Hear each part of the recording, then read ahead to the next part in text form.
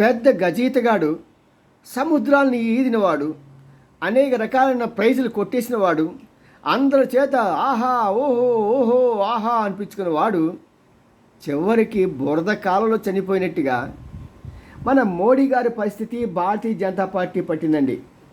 ఎందుకంటే వాళ్ళకి దేశం మొత్తం మీద 22.9 కోట్ల ఓట్లు వచ్చాయండి. అంటే సుమారు 37.31% ఓటర్లలో ఓట్లు వారికి వేశారు.